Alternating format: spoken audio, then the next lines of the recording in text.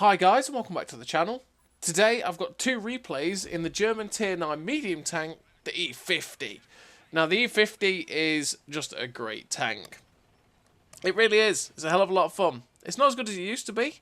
Back in the day this tank was pretty OP. It was so good because it was so fast. It had such good DPM. It had a ridiculously good aim time and accuracy. It rammed really hard. The only downside to the tank was the penetration of 220 and 270 on the premium.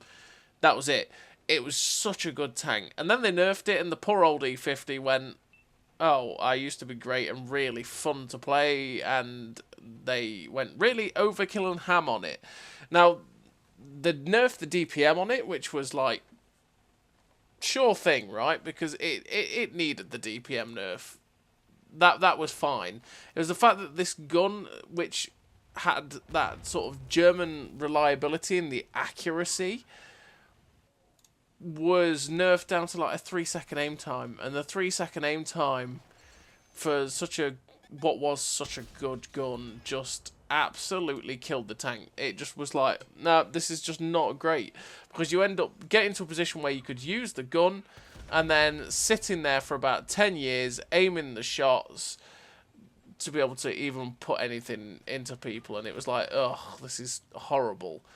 I mean, yeah, it is what it is. I mean, they nerfed the reload, like I say, down to like 11 seconds or something like that. But I mean, fairly recently, they buffed it up to 10.5 seconds. So they made the reload just that little bit better, which was quite nice. That Concept 1B looked like it was going to come ram the E50 there. That could have gone wrong.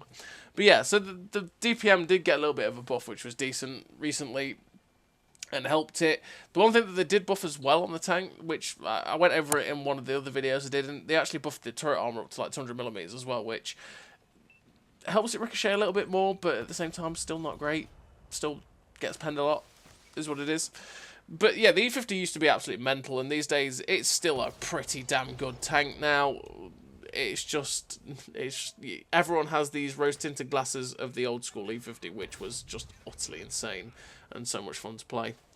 But I still like the E50. It's still a really great tank, and you can make it work really well. And to be honest, what made it a pain in the ass to play and really annoying in that 3-second aim time, that was an artillery bounce, by the way, from AP. Oh my good gracious, that could have been bad. Yeah, the one thing that made it really annoying was the aim time.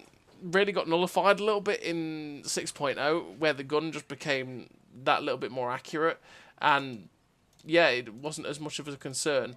And you can have a lot of fun with the tank. You can go ramming, you can get some filthy rams off, you can get some good damage out, and you can play. It's just one of those tanks you can play really aggressively with, which is me all over generally. So in terms of a crew on the E50, I run a fairly memey crew. I run Born Leader, Rapid Reload, Sixth Sense, Situational Awareness, Trap Mechanic, Steady Aim, Run and Gun, Off-Road Driving, and Controlled Impact. Now, Steady Aim and Run and Gun to make the gun 10% more accurate and better firing on the move, because I do play this tank very, very aggressively, as you're seeing in this replay here. And then Controlled Impact for those rams, because this tank, like the E50M, is known for its rams. It rams hard, it rams well. So make it so that you lose less you take less damage and you deal more while ramming. Controlled Impact is the one for you. And then Off-Road Driving to make sure that the ground resistances don't impact this tank that much, so you can gain that speed to be able to deal big hits. And then in terms of equipment, I run Rammer, Vert Stabs, and Optics. Naturally, I run Optics to make better view range, Vert Stabs to make the gun 20% more accurate, because I really wanted to do that, and then Rammer to make the DPM better. You don't naturally have to run Rammer, because the gun handling is actually really good. You can run it depends on what you want to meme, whether you want to meme or not, because I also kept switching out and putting on the Spore Liner for those rams, and you can get pretty damn filthy rams with the Spore Liner as well. And I did run Spore Liner for quite a lot of the games, as well as running Vert Stabs. You could also just drop the Vert Stabs and put vents on, to be perfectly honest. All the traction systems go at 66, I think it is, that you can get up to. It's completely up to you again. It's down to your personal preference for what you want to do. So as you've seen on this game on Erlenberg, We pushed very... How does that bounce? Sorry, what? Okay. Yeah, we've pushed very, very aggressively down the JK line. We've managed to get a lot of assistance because we, like I say, we pushed aggressively, so we made aggressive spots. And we managed to get 6.1k spotting so far. We're going for the ram kill on the 777, and we managed to get it. And yeah, you can see it really paid dividends for us to get all those spots for our team. Finished with the victory, 3 kills, 3.3k assistance, 6.1k 6.1k assistance, 3.3k damage, I should say. Ace tank of the sniper, 1958 base XP. A really great game for the E50, which is an absolutely solid tank. It really works and really pays to play really aggressive and make aggressive moves like that in this tank.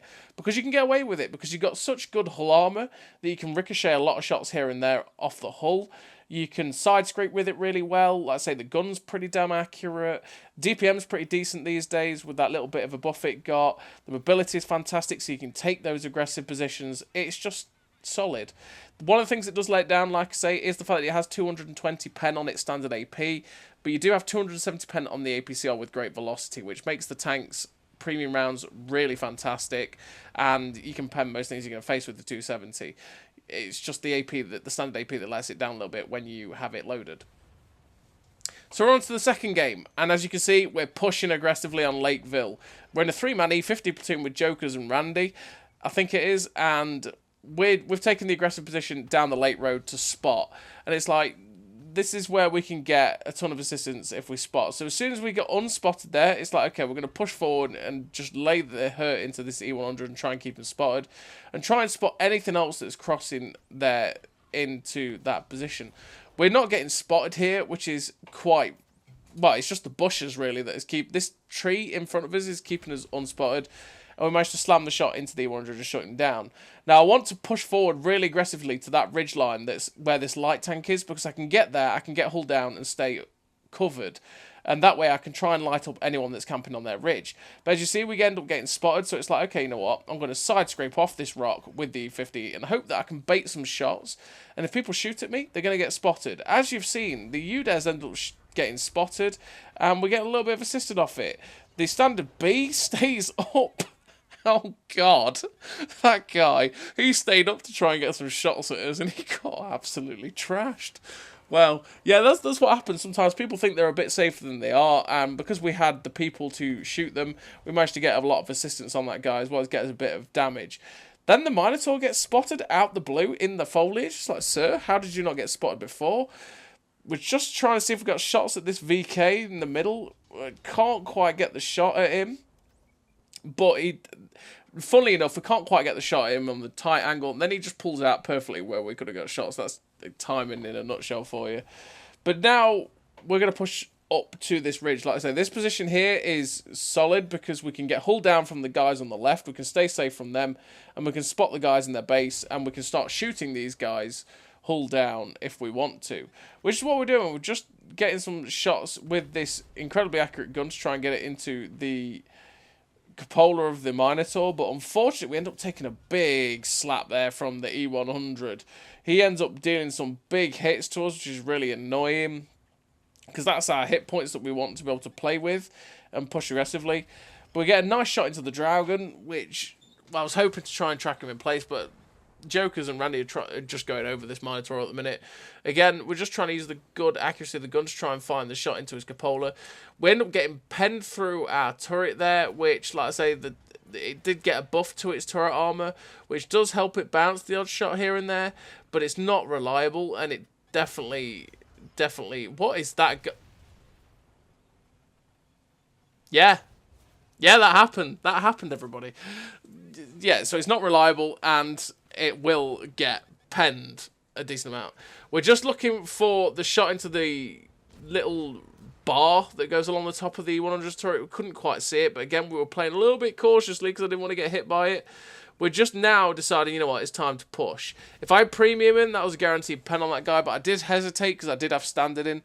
But I was holding on to the premium because of what we're about to face. E100s, we needed the premium rounds to go through these guys. We end up tracking one and penning him. And what we're looking for is the drive wheels. The drive wheels of this tanks are so juicy to track and pen that we want to track it and try and get some assistance. But unfortunately, we did only pen him. We do manage to track and pen him there. He starts looking at us. It's like, no, Mr. E100, don't do it to me. And fortunately enough, he starts to pull back. Whoa, we tried to get the shot into his lower plate, but it hits the rock. Because, again, he started to look at us and we didn't really want to take the hit. Now we're coming up to the other E100. He ends up shutting down Randy. We get a shot straight through his lower plate. And he's, again, looking at us. And it's like, please don't do it. Don't hurt me. Baby, don't hurt me no more. And, yeah, he doesn't manage to do it. So, the artillery gets spotted at K2, which I don't think we've realised now. But we're behind the Jagdpanzer E100 and the Type 5 Heavy. So, we're just going to keep trying to put shots in. I don't think at this point I've realised that the artillery is there, which can lead to bad times. Because he could just decide to, you know, blappers. I say one-shotters, but we're not in a position to get one shot. We're only on 254 hit points. We get a nice shot into the back of the Jagdpanzer there. Then the artillery gets shut down by the 257, and we finish the game with a really great total for the E50. We finish with the epic victory, 2 kills, 3 E50s at the top of the team, 5.7k damage, 3.5k assistance, the ace tank of the high caliber, the Confederate, and 2080 base XP. And like I say, the 3 at the top for the E50 platoon. Really great game for the E50. A tank that is a hell of a lot of fun. It's just a great tank to run around in with friends, and you can have some great times with it. You can play it really aggressively. So as always, everybody, thank you very much for watching. I'll see you next time.